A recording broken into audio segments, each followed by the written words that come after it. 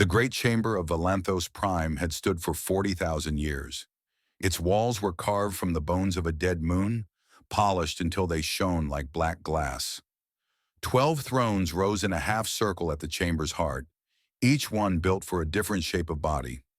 Some were meant for creatures with many legs. Others held beings made of living crystal or flowing light. Together, they represented the oldest and most powerful species in the known galaxy.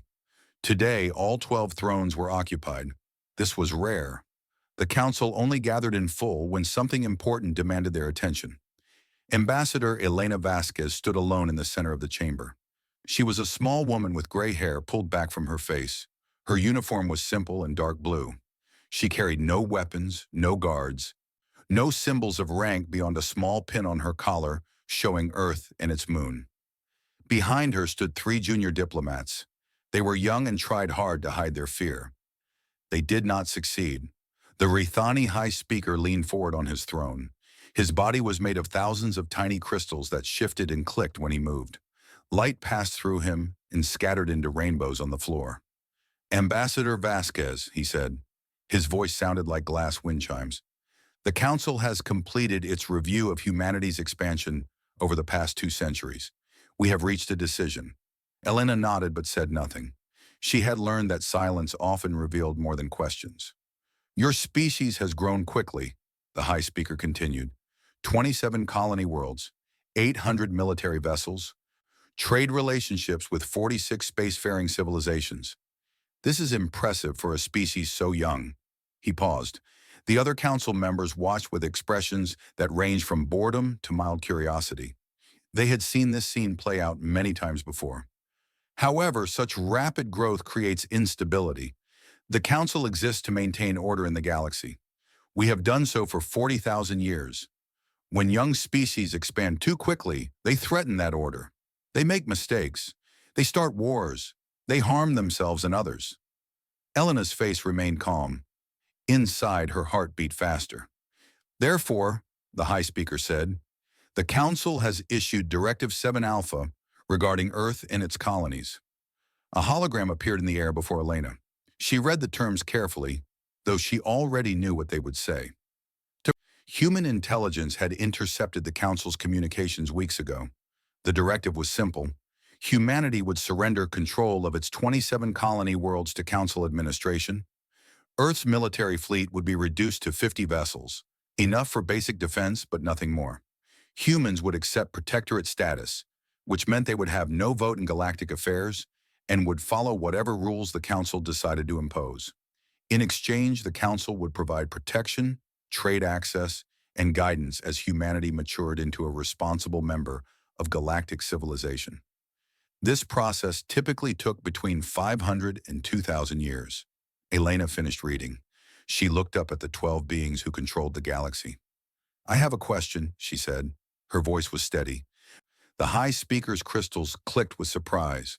Young species usually responded to Directive 7 Alpha with fear, anger, or desperate bargaining. Questions were unusual. "You may ask, what happens if we decline?" Silence filled the chamber. It stretched for several seconds. The Council members exchanged glances that carried 40,000 years of shared understanding. "I do not understand the question," the High Speaker said at last. "No species has ever declined." "I understand that," Elena replied, "but surely the possibility exists. What would the Council do if a species refused to accept protectorate status?"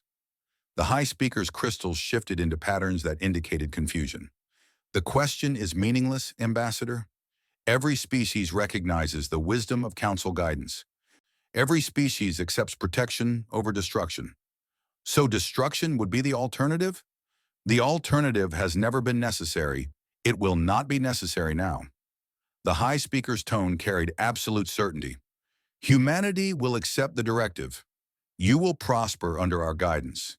In time, perhaps 1,000 years from now, your descendants will thank us." Elena was quiet for a moment. The 3 young diplomats behind her held their breath. "The Council's offer is generous," Elena said finally. "Humanity will need time to discuss it among ourselves. We request 30 standard days to provide our formal response."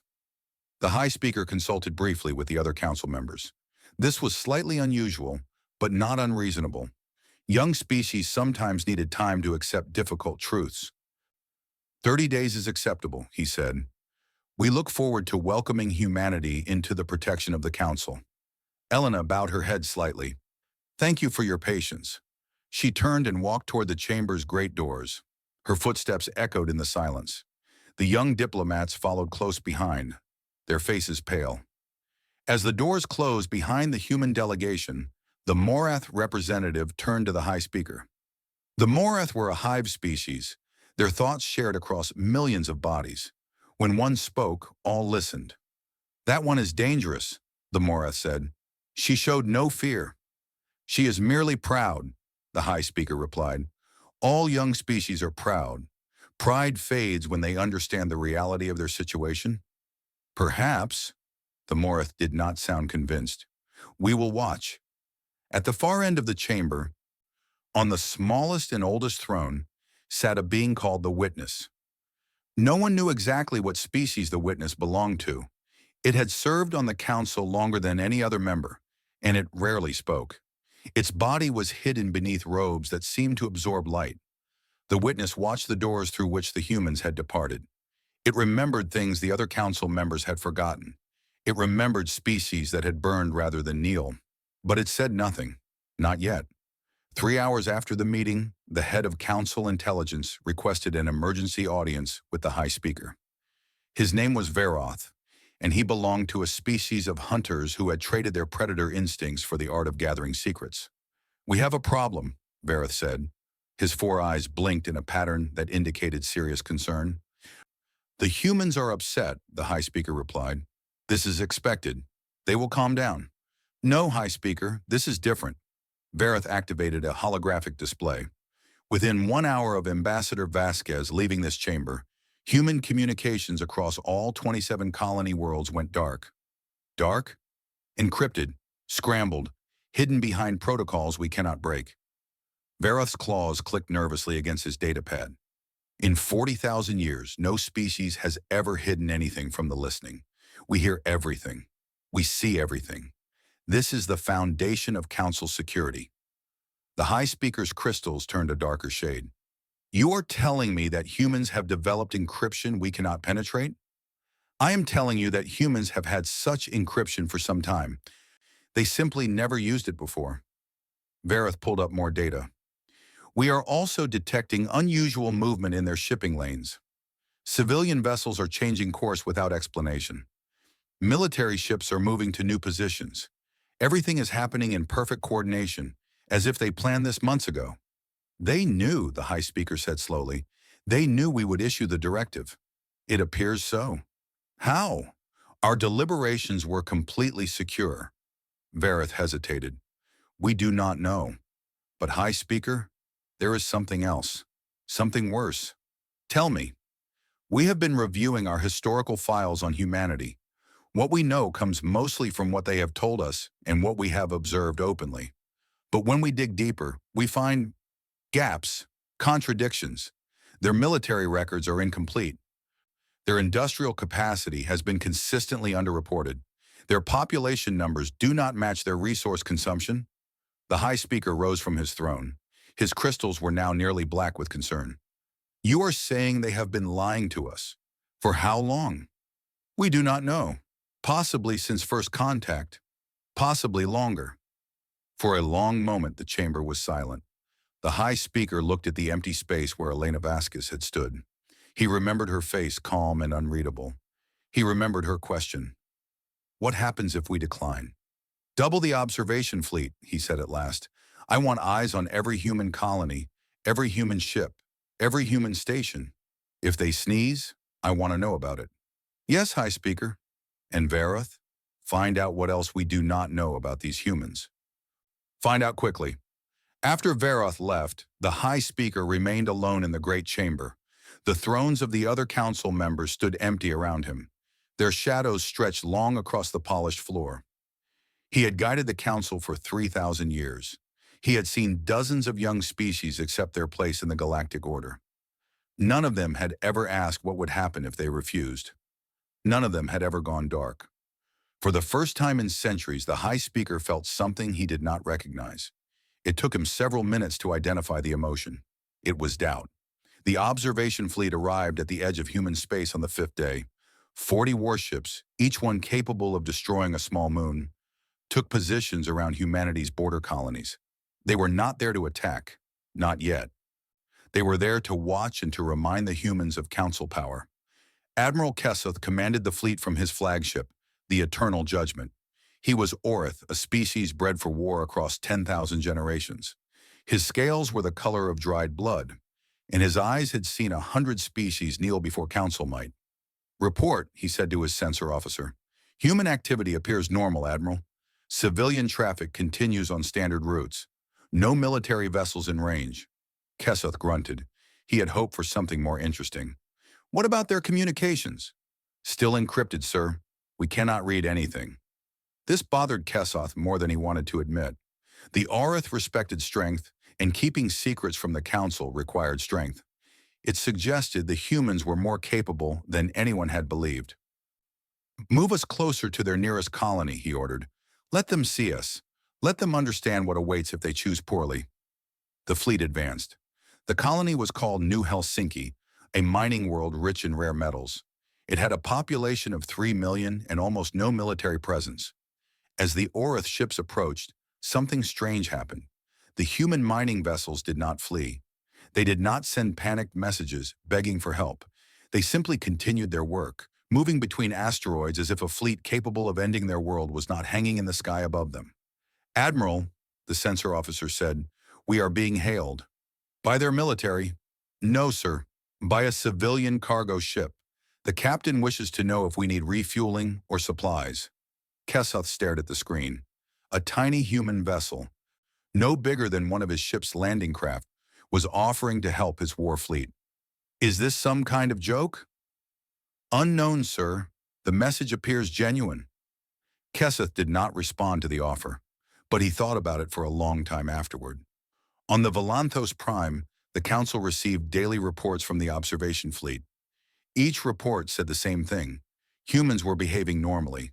No panic, no military buildup, no attempt to negotiate or bargain. This was wrong. Every species in Council history had reacted to Directive 7 Alpha with fear. They had begged for better terms. They had threatened war they could not win. They had made desperate alliances with other young species. All of these responses were expected and manageable. The humans did nothing. They simply waited. The Velith Consortium was the first Council member to express concern. The Velith controlled galactic trade, and they understood economics better than anyone. Their representative, a being of pure mathematical thought housed in a mechanical body, requested a private meeting with the High Speaker. "We have completed our analysis," the Velith said. "Conquering human space is possible. Occupying it is not." "Explain." "Humans breed quickly. Their females can produce offspring every year, and their young mature in less than 2 decades. Even if we destroy 90% of their population, the survivors will replace their numbers within 3 generations. We have dealt with fast-breeding species before. Not like this." The Velith projected calculations into the air. "Human psychology is uniquely suited for resistance. Their history shows countless examples of occupied populations fighting for decades, sometimes centuries. They call it guerrilla warfare. They are very good at it." The High Speaker studied the numbers. They were not encouraging. "Furthermore," the Velith continued, "humans have spent 200 years integrating themselves into galactic trade. They produce goods that 17 Council species depend on. Their medical technology has spread to 40 worlds. Their entertainment media is consumed by billions. If we attack them, we damage ourselves." "Are you suggesting we withdraw the directive?" "I am suggesting we understand the cost before we commit to enforcement." The High Speaker dismissed the Velith, but the numbers stayed in his mind. The Morith Collective raised different concerns. As a hive species, they understood coordination in ways individuals could not. Their representative visited the observation fleet personally to study human behavior. What the Morath found troubled them deeply. "Every human ship is positioned for defense," the Morith reported. "Not attack. Defense. Their military vessels are protecting civilian populations. Their weapons are aimed at incoming threats, not at council territory. Their entire strategy is designed to absorb punishment, not deliver it. Perhaps they know they cannot win an offensive war, the High Speaker suggested. Perhaps, but there is another possibility.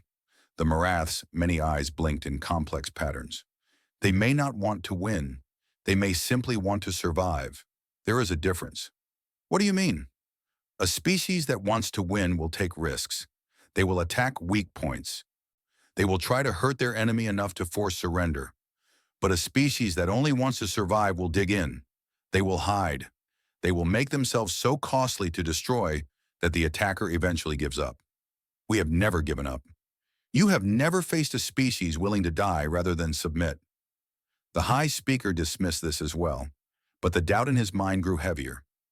On the 20th day, strange things began happening across council space. Human workers on Rithani colonies did not show up for their jobs.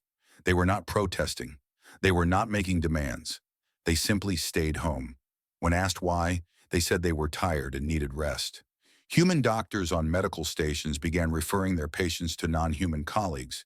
They remained polite and professional. They simply became unavailable. Human engineers maintaining critical systems filed requests for leave. All of them. All at once. None of this was illegal. None of it was violent.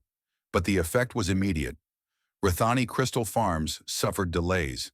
Medical stations became overwhelmed. Power systems developed small problems that grew larger without human expertise to fix them. The message was clear without ever being spoken. Humans were part of galactic civilization. Removing them would hurt. The witness requested a private audience with the High Speaker on the 25th day. This was remarkable. The witness rarely spoke in council sessions and never requested private meetings. Some younger council members had begun to wonder if the ancient being was still fully conscious. They met in the High Speaker's personal chambers, far from listening devices and curious ears. The witness moved slowly, its robes trailing across the floor like liquid shadow. "You are troubled," the witness said. Its voice was dry and quiet, like wind through dead leaves. "The situation is unusual," the High Speaker admitted, "but manageable." "Is it?" The High Speaker did not answer. "I have served on this council for 30,000 years," the witness continued. "I have seen 93 species except Directive 7 Alpha.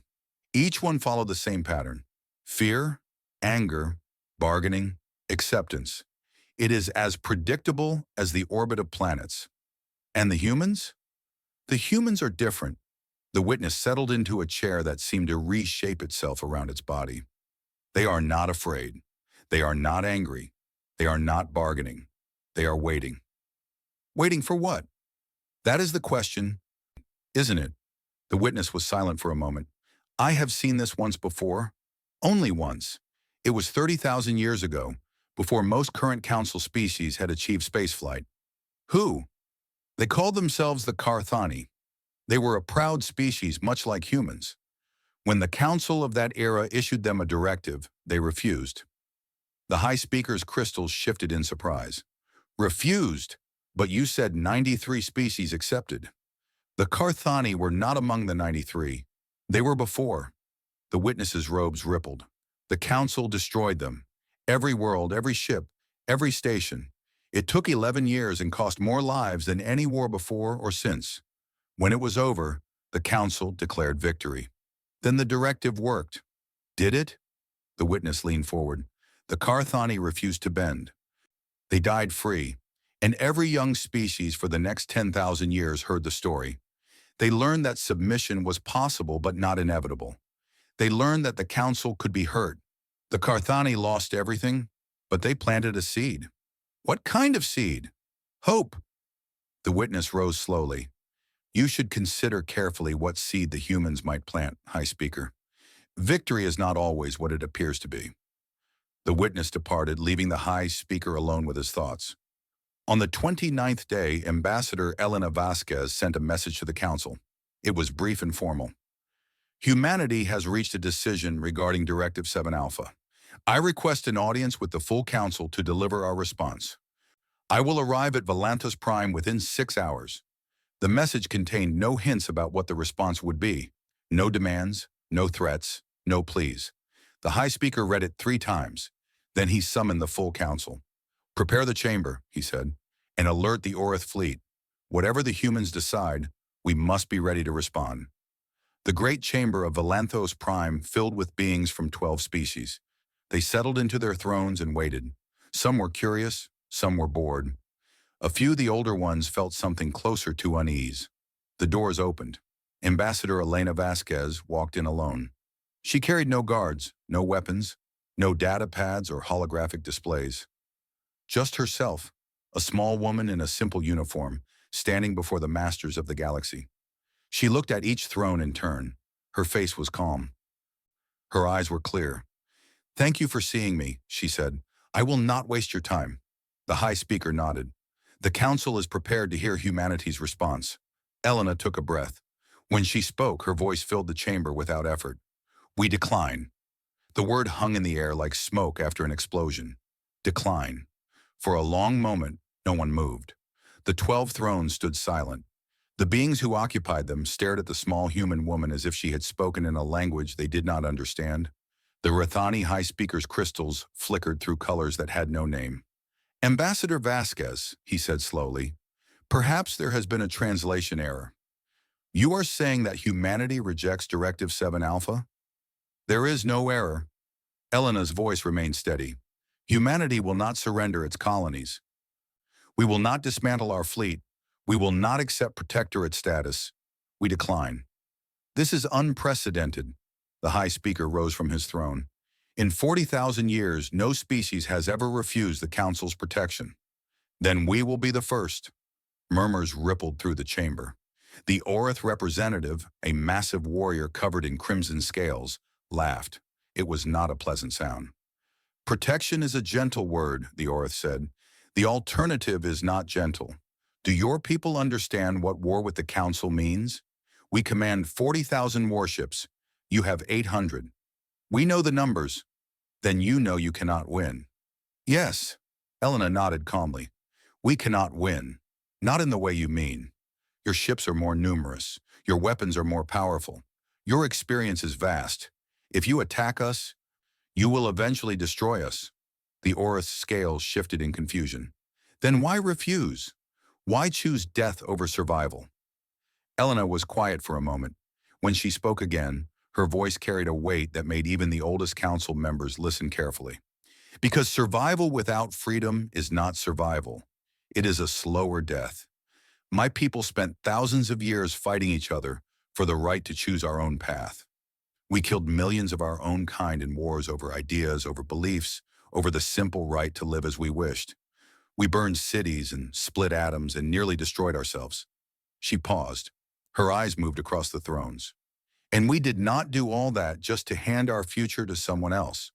We will not become pets. We will not become servants.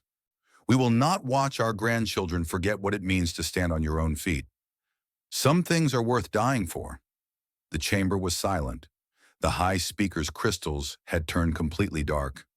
"You speak of death as if it were a choice," he said. "It is not. If you refuse the directive, the Council will have no option but to enforce it. Your worlds will burn. Your species will end. This is not a threat. It is a simple statement of fact. We understand. And you still refuse? We still refuse." Elena reached into her uniform pocket and produced a small data chip. It was no larger than her thumbnail. She held it up so the Council could see. "Before I leave," she said, "I want to give you something. A gift, you might call it." She placed the chip on a pedestal in the center of the chamber. A holographic display activated, filling the air with data. "This is everything we know about you." The Council members leaned forward. The display showed military positions, supply routes, defense networks.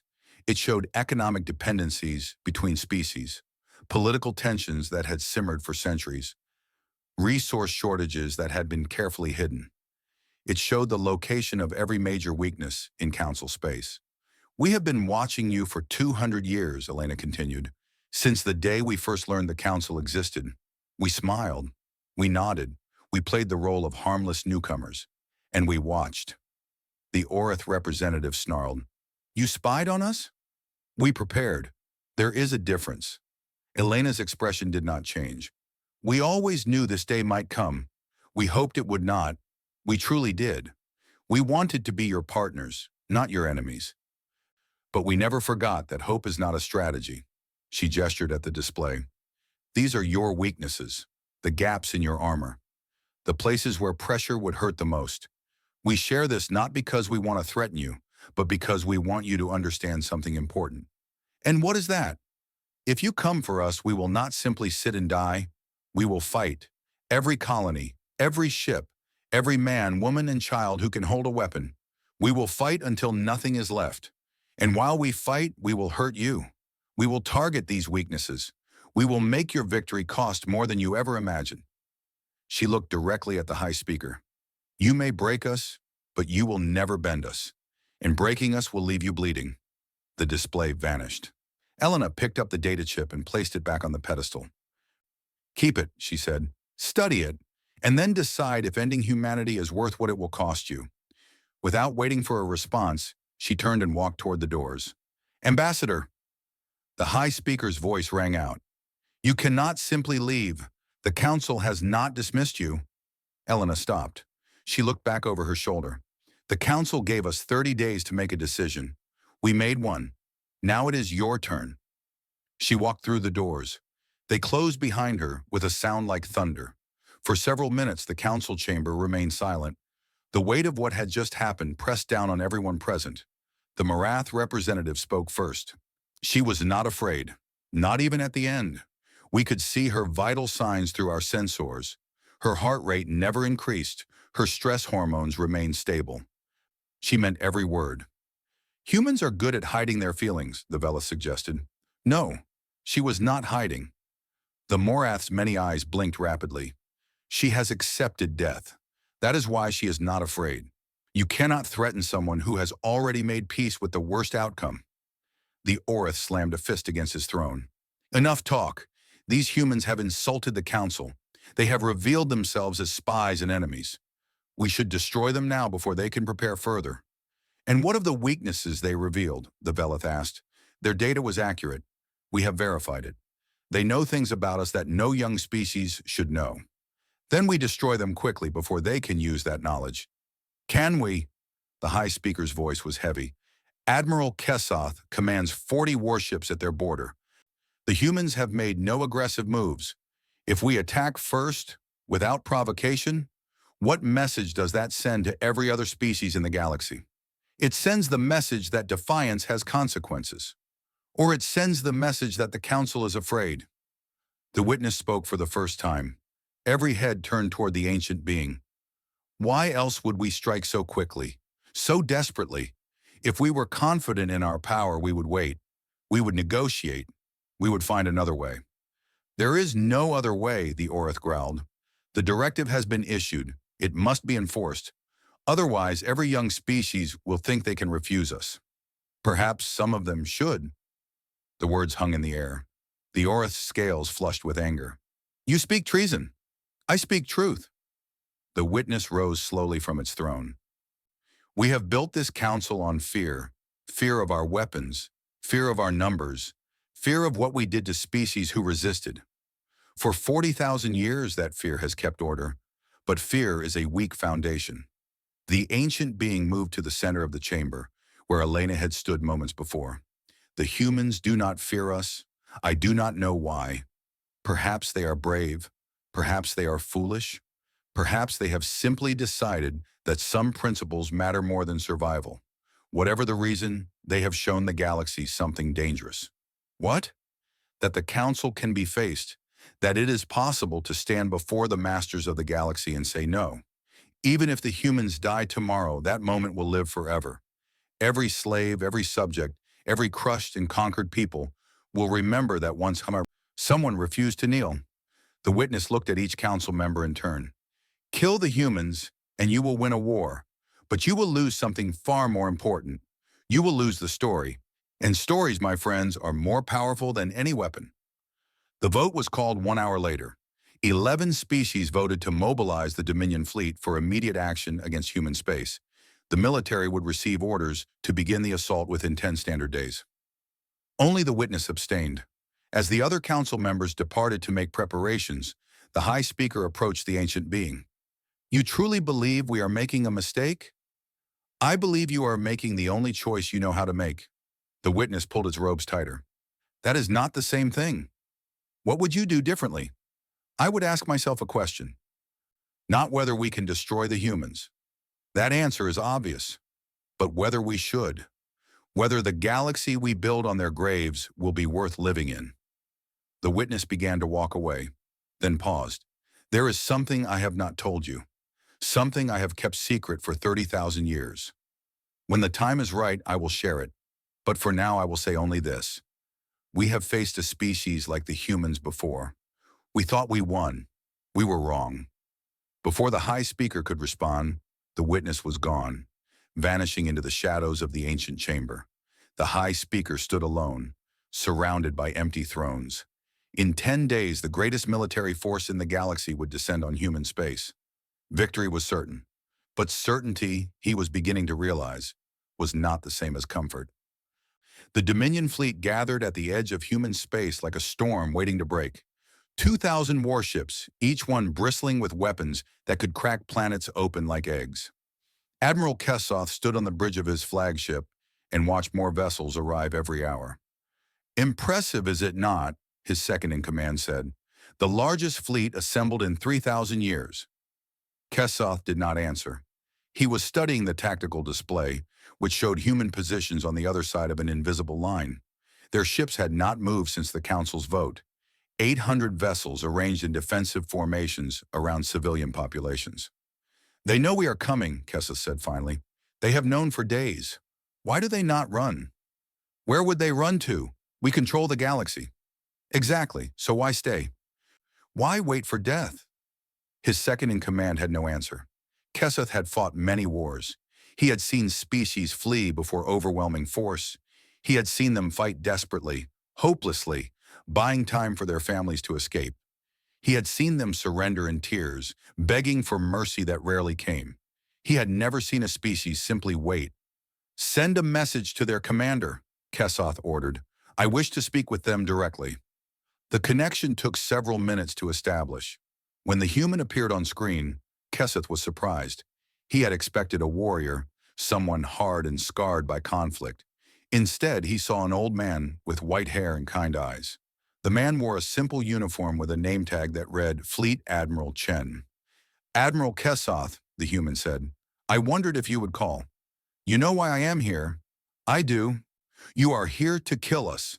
The bluntness startled Kessoth. That depends on your choices. The Council has authorized me to accept your surrender. If your government agrees to Protectorate status, we can avoid unnecessary bloodshed. That offer was rejected by Ambassador Vasquez. Ambassadors can be wrong. Governments can change their minds. I am giving you one final chance to save your people. Admiral Chen was quiet for a moment. His kind eyes studied Kessoth through the screen.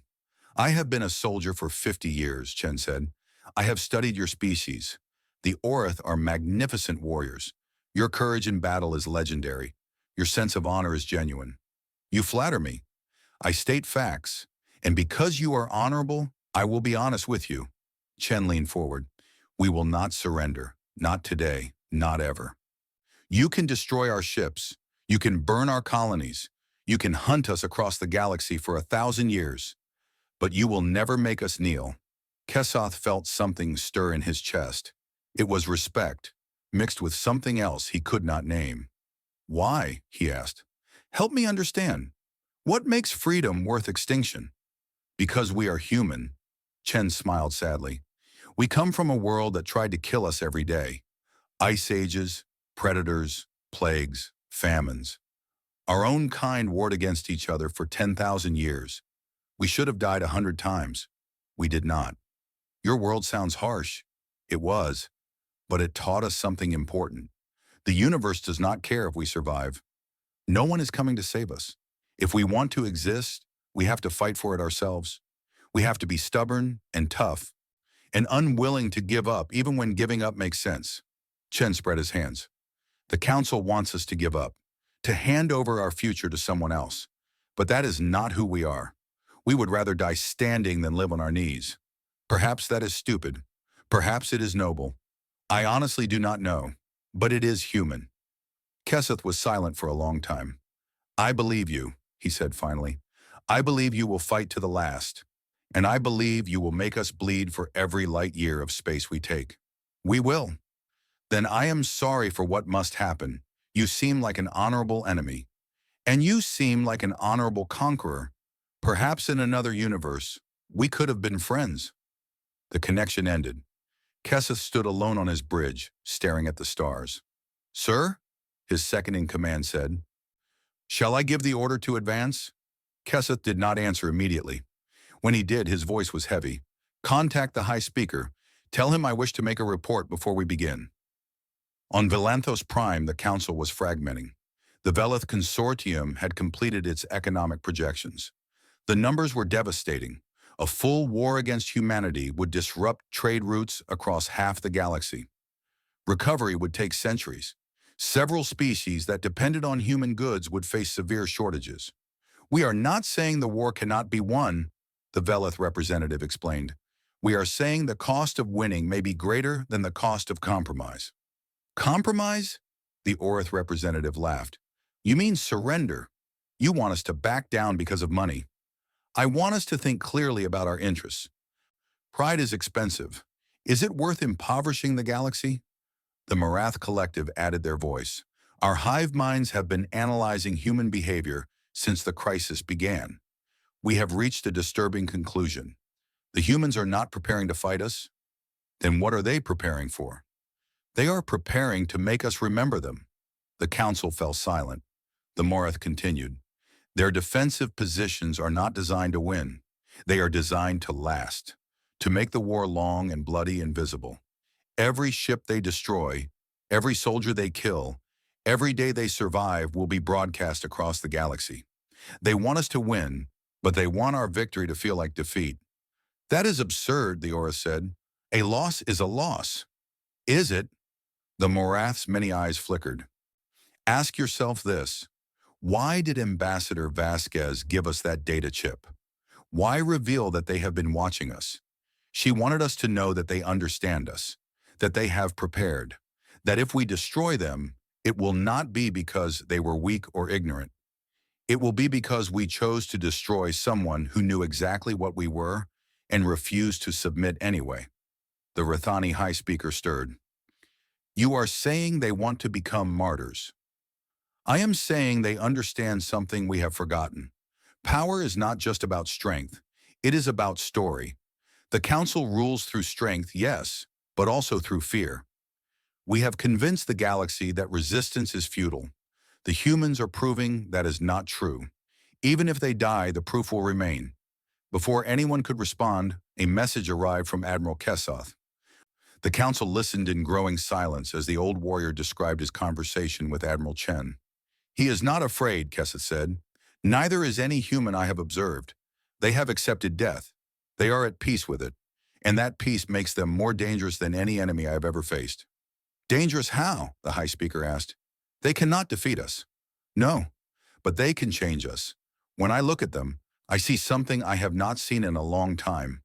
I see a species that believes in something more than survival. I see courage without hope. I see honor without reward. Kesoth paused. I see what the Orith used to be before we traded our souls for empire. You speak of treason, the Orith representative snarled. I speak of truth. And here is another truth. If we destroy the humans, we will have to live with what we have done. Every Oreth warrior will know that we crushed a species that only wanted to be free. We will win the war and lose something far more important. We will lose our right to call ourselves honorable. Kesoth's image flickered. I will follow orders. The Dominion serves the Council, but I want my objection recorded. I want history to know that I spoke against this war. And I want the Council to understand that victory here may cost us everything that makes victory worthwhile. The transmission ended. The witness requested an emergency session that evening. When the Council assembled, the ancient being stood in the center of the chamber, its robes pooling around it like spilled darkness. I have kept a secret for 30,000 years, the witness said. It is time to share it. The witness activated a holographic display. Images appeared, ancient and faded. They showed a species no one recognized. beings of flowing light and sharp angles. These were the Carthani. 30,000 years ago, they ruled a small empire at the edge of known space. When the council of that era issued them Directive 7 Alpha, they refused. "We know this story," the High Speaker said. "They were destroyed." They were, but the story does not end there. The witness's voice dropped low. "The Carthani knew they would die. They had seen our strength. They knew resistance was hopeless. But they resisted anyway because they believed something mattered more than survival." New images appeared.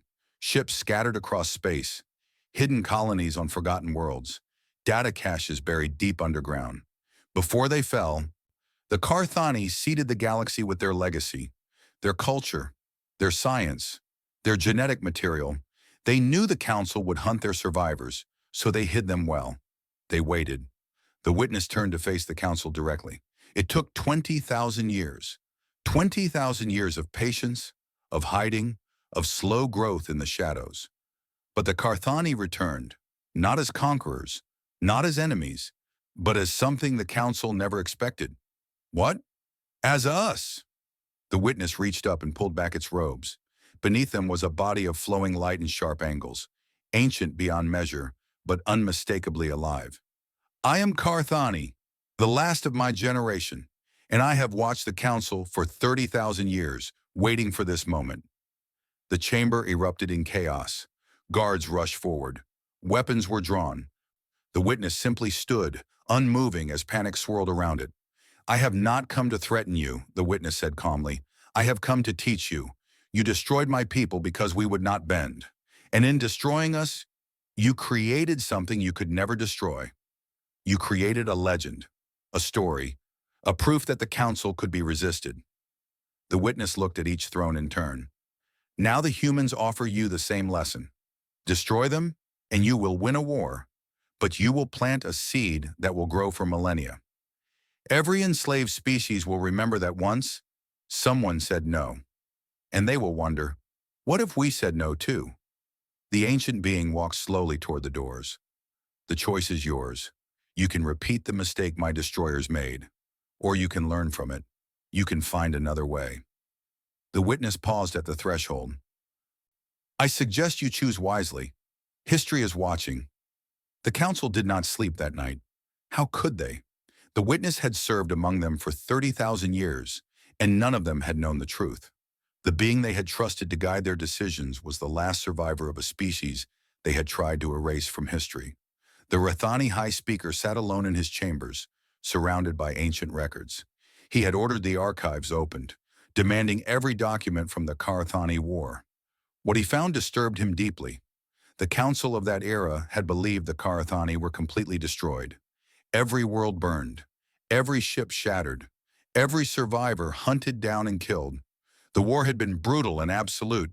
It had cost more lives than any conflict before or since, and it had all been for nothing. The Carthani had not just survived, they had thrived. The witness spoke of hidden colonies, of patient waiting, of slow growth in the shadows. 30,000 years of pretending to be someone else, all while watching the council that had tried to destroy them. If one species could do it, others could too. Perhaps others already had. The High Speaker's crystals flickered with something close to fear. The emergency session began at dawn. Every council member attended, even those who had not visited Valanthos Prime in centuries.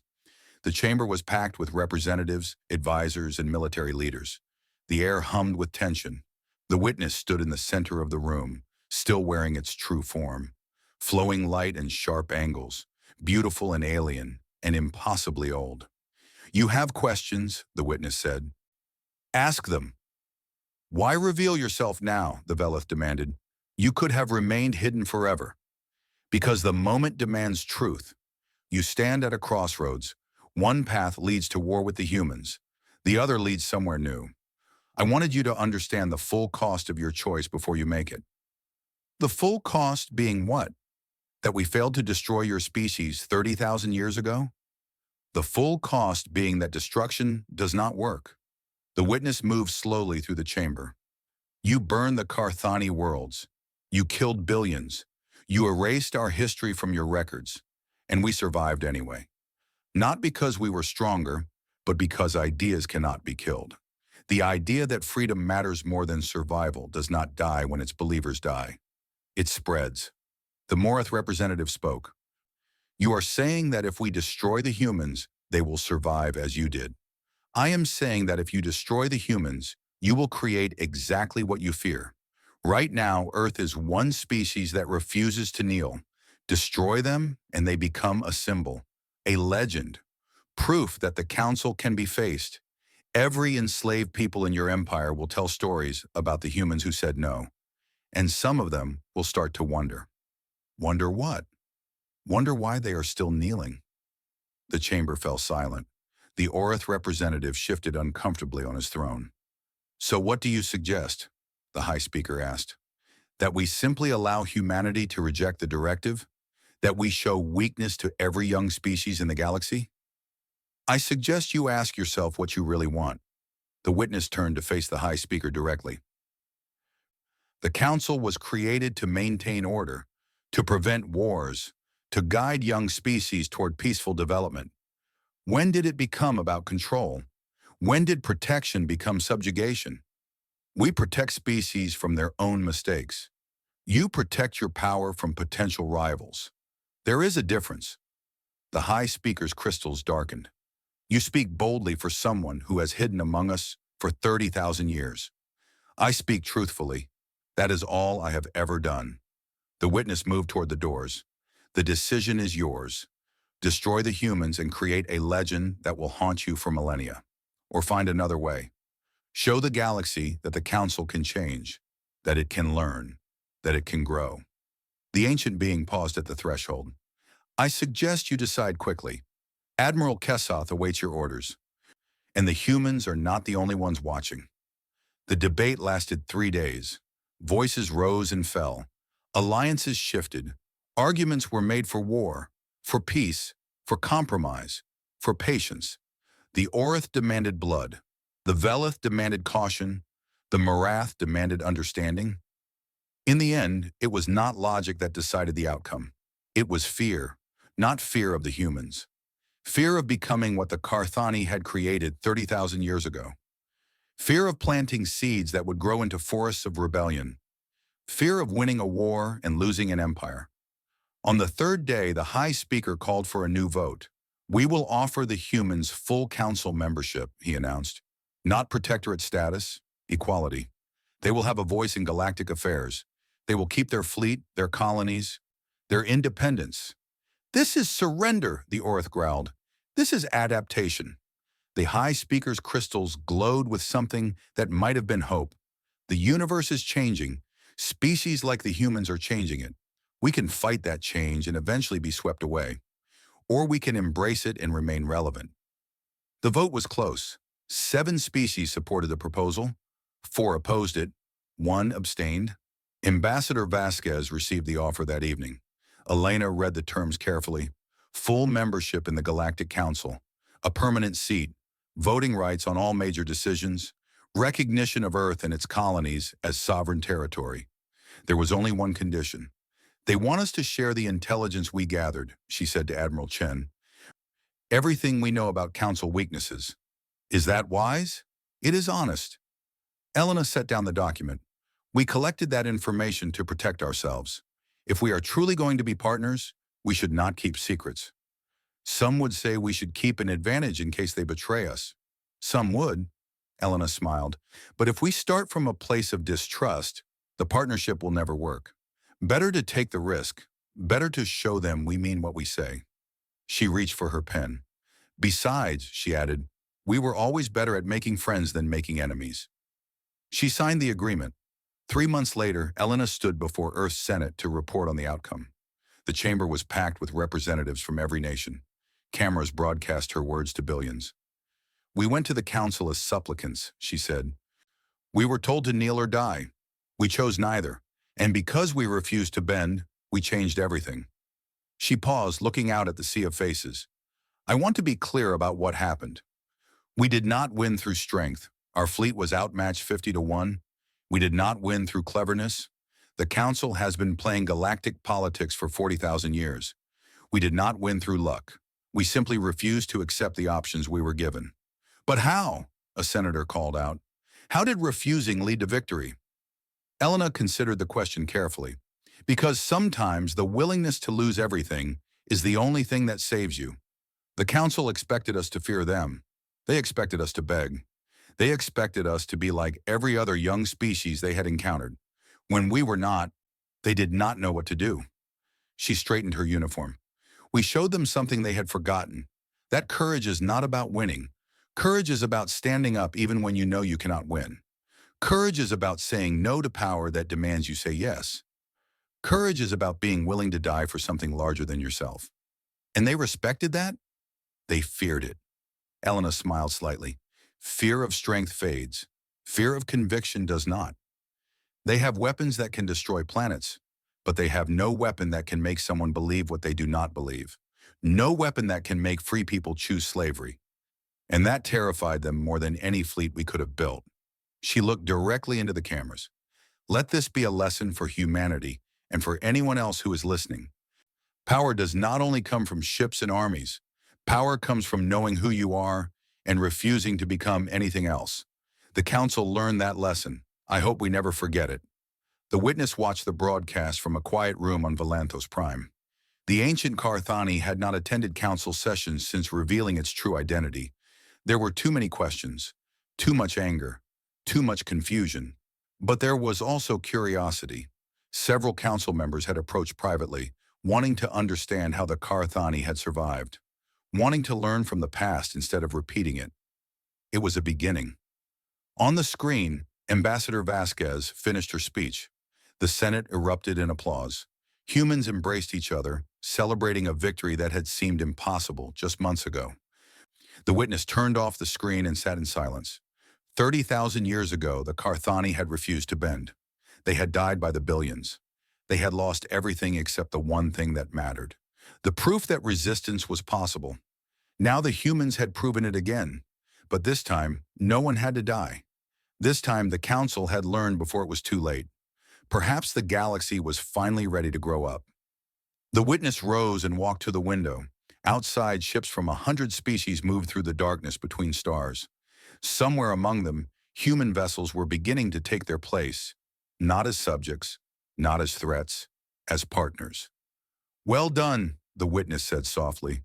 Well done, little ones. It turned away from the window and began walking toward the council chamber. There was work to be done.